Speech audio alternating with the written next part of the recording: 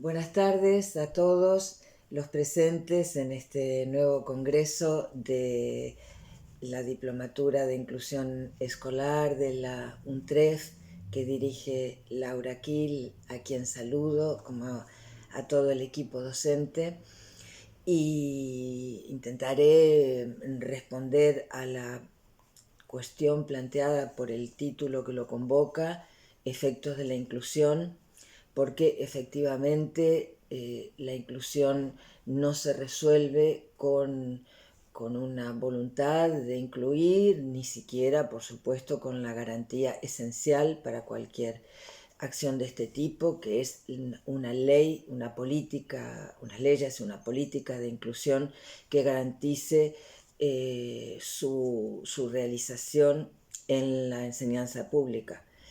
Esto, por supuesto, es la base de nuestra acción. Pero la inclusión como tal genera muchísimos interrogantes, y por eso está muy bien detenerse en los efectos, porque no se puede anticipar la inclusión. Es una apuesta, y una apuesta que desde el punto de vista del psicoanálisis incluye una consideración nueva, iniciada por Freud y trabajada, y creo que muy avanzada por parte de Lacan, en el sentido de una nueva doctrina estética, una nueva consideración del espacio y el tiempo, que están, por supuesto, incluidos en el mismo concepto de inclusión: lugar y tiempo. Y Freud mismo fue el primero en anticipar que el psicoanálisis, el descubrimiento del inconsciente, ponía en cuestión las bases de la representación de nuestros actos anímicos, tal como lo formuló Kant, como los a priori del espacio y el tiempo. Entonces él, en primer lugar, definió el inconsciente como otra escena, y en segundo lugar, por ejemplo, anticipó la dificultad de discernir la frontera entre nuestro interior y el exterior, al punto que define el síntoma como algo extranjero en nuestro interior. Es lo que luego Lacan va a nombrar como éxtimo, es decir, un nuevo tratamiento. Esto implica una nueva doctrina del sujeto. No es ya el sujeto de la representación, que se representa el mundo. El sujeto con el que trata el psicoanálisis, y que por lo tanto debe estar presente en nuestras propuestas de inclusión, es un sujeto que requiere una consideración nueva. Felizmente tenemos ya a nuestra disposición, la edición de Jacques Alain Miller de 2 seminarios de Lacan, que son esenciales para estudiar y para captar esta nueva doctrina de la subjetividad que inaugura el psicoanálisis tal como la formula Lacan, que son el seminario de la lógica del fantasma, el seminario 14, y el seminario 15, el acto analítico.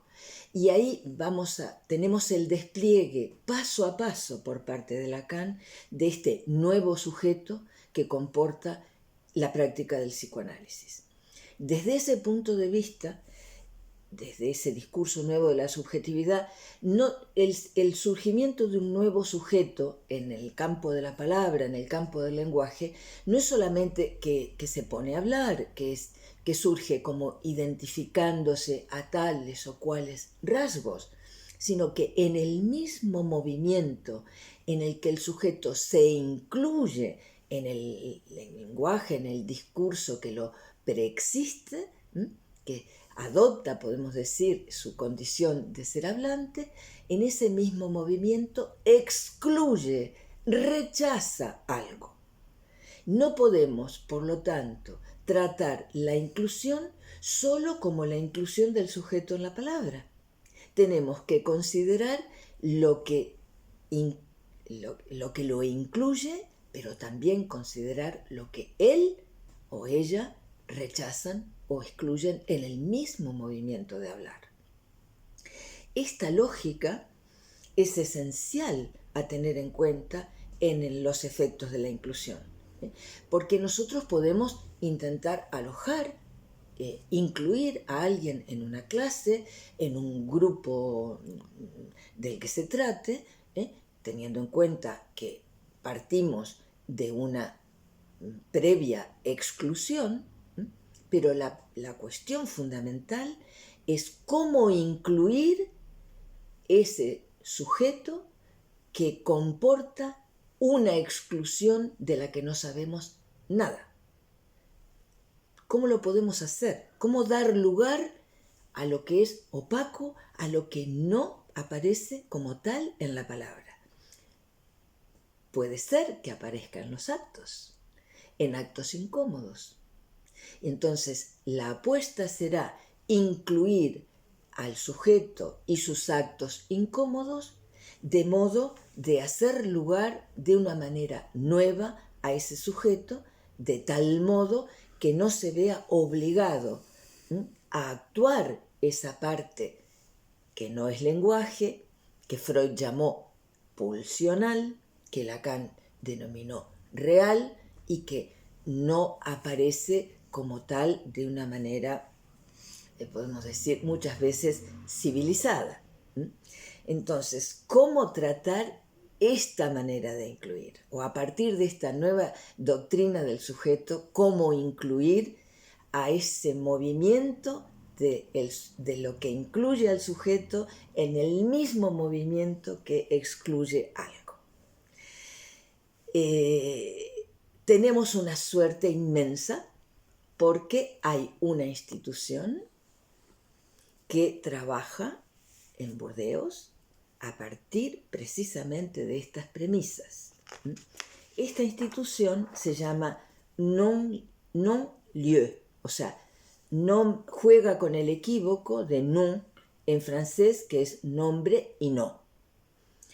Ellos trabajan desde hace unos cuantos años con jóvenes entre 15 y 25 años, autistas y psicóticos, en situación de exclusión social. Y son los que se llaman enganchados a las pantallas.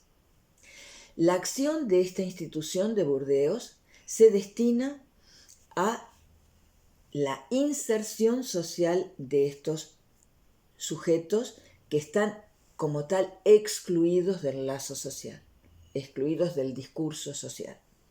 Por lo tanto,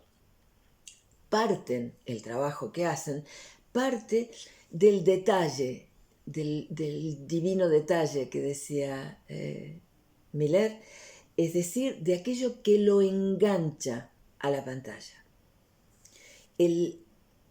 considerándolo un punto de apoyo para permitir establecer lazos entre los cuidadores y los profesionales de lo digital, a partir de lo cual se pueda establecer, restaurar o instaurar un lazo social, sin sacrificar su particularidad. Es una institución que se sitúa entre el mundo psi, es decir, el mundo que tiene en cuenta la causalidad psíquica, y el mundo online. Es una versión de lo que Javier Echeverría en su libro Tecnopersonas anuda como la vida que se hace actualmente, ¿verdad? Vida on life y vida online. Bueno, estos sujetos más bien están bastante tiempo en la vida online, sin demasiado vida en lo social.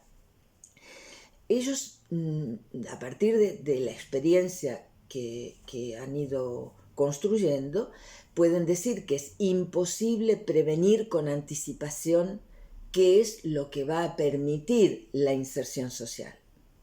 Frecuentemente, y este es el punto que nos interesa muchísimo, este nuevo lazo o este lazo se establece en ruptura con el hilo del trabajo que le precede. y al contrario de todo preconcepto, de toda anticipación.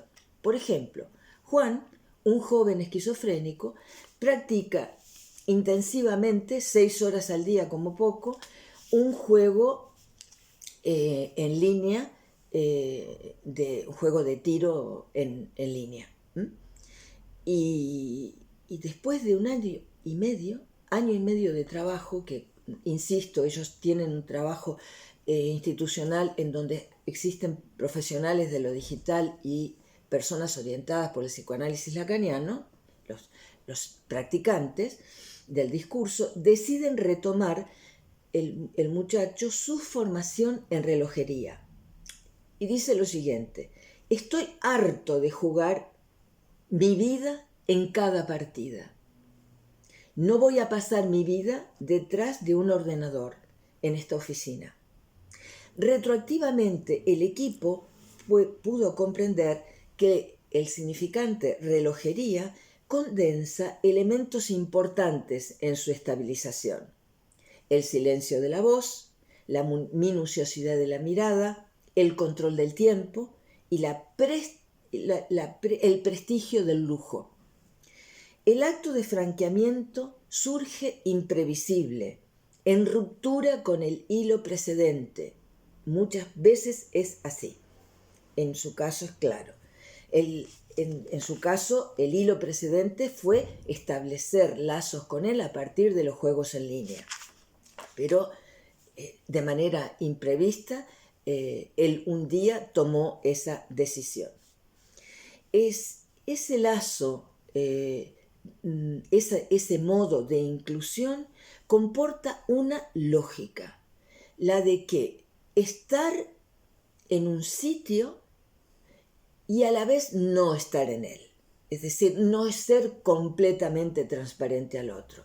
Para el neurótico, estar en un sitio y no estar en él es bastante sencillo porque tiene el recurso a su fantasma. Puede, mientras está en la clase, ausentarse y mirar por la ventana y pensar en otra cosa. Pero para un autista y un psicótico, nos dicen los practicantes de esta institución, los significantes en circulación lo golpean, lo aplastan, lo empujan a escaparse en lo real. No tienen el recurso a la fantasía. Y entonces, por lo tanto, se pone en peligro el lugar social por un exceso de inclusión en los significantes. Esto me parece esencial. Es decir, que estos sujetos padecen de un exceso de inclusión. Padecen de una dificultad para alojar también lo que no se incluye de nuestra experiencia subjetiva, lo que no es transparente al otro, lo que pertenece a ese campo que Freud definió como lo más extranjero de nuestra intimidad.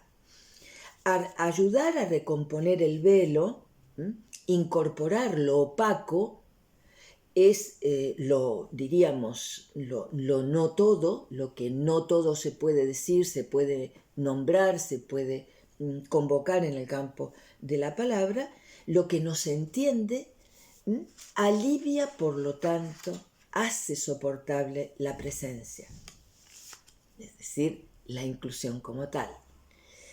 Estar al lado para poder estar allí, y aquí encontramos también los beneficios de nuestra lengua, que permite distinguir entre ser y estar.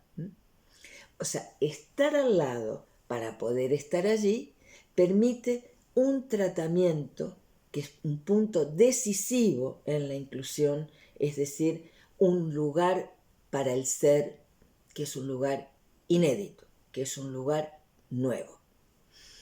Nuestra acción, por lo tanto, ellos la definen muy bien, como es la de los constructores de caminos, los que no se rigen por la lógica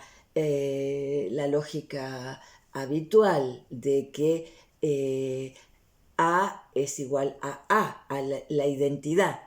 Si hay una persona, se puede nombrar y ser idéntica a sí misma. El psicoanálisis nos enseña que una persona no es idéntica a sí misma, que es esa persona y lo que no es transparente de ella misma.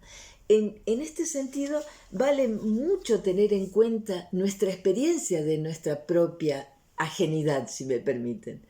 De qué manera nos comportamos o tratamos nuestra parte opaca a nosotros mismos. Porque si tenemos alguna idea sobre eso, seguramente podremos alojar, podremos incluir a las personas que están en riesgo, que necesitan de nuestra colaboración para encontrar un lugar en el mundo. Nuestra acción como practicantes de la inclusión convoca, por lo tanto, nuestra ética.